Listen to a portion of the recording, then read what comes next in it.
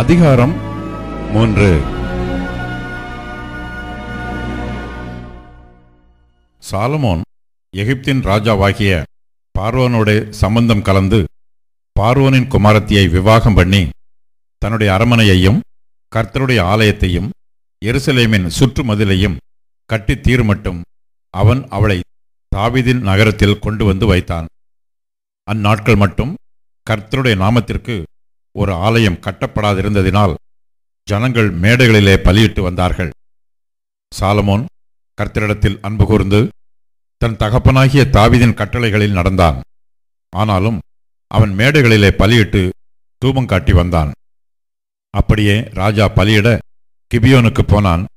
அது பெரிய மேடையாய் இருந்தது. அந்த பலிபீடத்தின் மேல் சாலமோன் 1000 சர்வாங்க தகன பலிகளை செலுத்தினான். கிபியோனிலே கர்த்தர் சாலமோனுக்கு ராத்திரியில் சொப்பனத்திலே தரிசனமாகி, நீ விரும்புகிறதை என்னிடத்தில் கேள் என்று தேவன் சொன்னார்.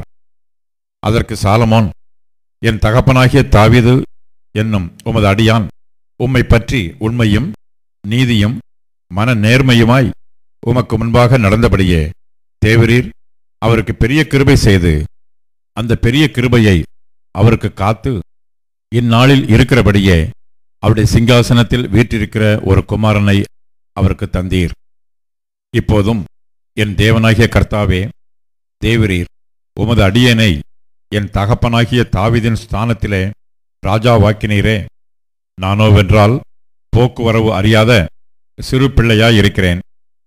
நீர் தெரிந்து கொண்டதும் ஏராளத்தினால் எண்ணிக்கைக்கு அடங்காததும் இலக்கத்திற்கு உட்படாததுமான திரளான ஜனங்களாகிய உமது ஜனத்தின் நடுவில் அடியேன் இருக்கிறேன். ஆகையால் உமது ஜனங்களை நியாயம் விசாரிக்கவும் நன்மை தீமை இன்னதென்று வகையறுக்கவும் அடியனுக்கு ஞானமுள்ள இருதயத்தை தந்தருளும். ஏராளமாய் இருக்கிற இந்த உமது ஜனங்களை நியாயம் விசாரிக்க யாராலே ஆகும் என்றான். சாலமோன் இந்த காரியத்தை கேட்டது ஆண்டவருடைய பார்வைக்கு உகந்த விண்ணப்பமாயிருந்தது.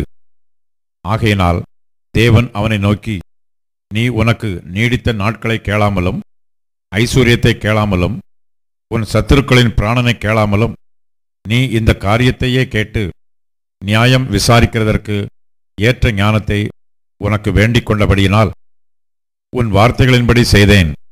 ஞானமும் உணர்வுமுள்ள இருதயத்தை உனக்கு தந்தேன். இதிலே உனக்கு சரியானவன் உனக்கு முன் இருந்ததுமில்லை, உனக்கு சரியானவன் உனக்கு பின் எழும்புவதுமில்லை. இதுவுமன்றி நீ கேளாத ஐஸ்வர்யத்தையும் மகிமையையும் உனக்கு தந்தேன். உன் நாட்களில் இருக்கிற ராஜாக்களில் ஒருவனும் உனக்கு சரியானவன் இருப்பதில்லை. உன் தகப்பனாகிய தாவீது நடந்தது போல நீயும் என் கட்டளைகளையும் என் நியமங்களையும் கைக்கொண்டு என் வழிகளில் நடப்பாயாகில் உன் நாட்களையும் நீடித்திருக்க பண்ணுவேன் என்றார். சாலமோனுக்கு நித்திரை தெளிந்தபோது அது சொப்பனம் என்று அறிந்தான். அவன் எருசலேமுக்கு வந்து கர்த்தருடைய உடன்படிக்கை பெட்டிக்கு முன்பாக நின்று சர்வாங்க தகன பலிகளை இட்டு சமாதான பலிகளை செலுத்தி தன் ஊழியக்காரர் எல்லோருக்கும் விருந்து செய்தான். அப்பொழுது வேசிகளான 2 ஸ்திரீகள் ராஜாவினிடத்தில் வந்து அவனுக்கு முன்பாக நின்றார்கள். அவர்களில் ஒருத்தி, என் ஆண்டவனே, நானும் இந்த ஸ்திரீயும் ஒரே வீட்டிலே குடியிருக்கிறோம். நான் இவளுடைய வீட்டில் இருக்கையில் ஆண் பிள்ளை பெற்றேன்.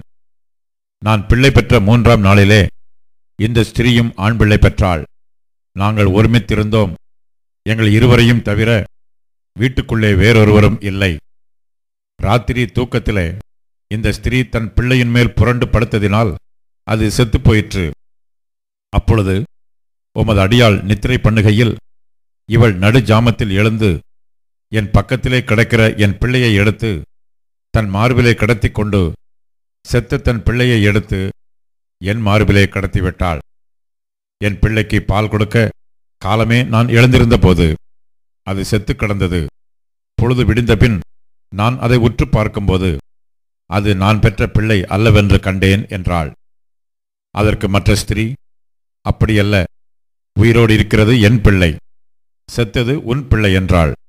இவளோ, இல்லை, செத்தது உன் பிள்ளை, உயிரோடு இருக்கிறது என் பிள்ளை என்றாள்.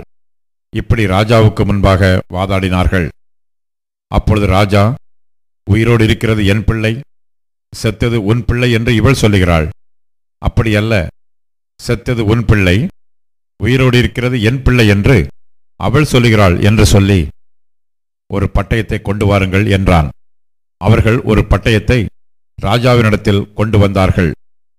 ராஜா உயிரோடு இருக்கிற பிள்ளையை இரண்டாக பிளந்து பாதியை இவளுக்கும் பாதியை அவளுக்கும் கொடுங்கள் என்றான். அப்பொழுது உயிரோடு இருக்கிற பிள்ளையின் தாய் தன் பிள்ளைக்காக அவள் குடல் துடித்ததினால் ராஜாவை நோக்கி, ஐயோ, என் ஆண்டவனே, உயிரோடு இருக்கிற பிள்ளையை கொல்ல வேண்டாம், அதை அவளுக்கே கொடுத்துவிடும் என்றாள்.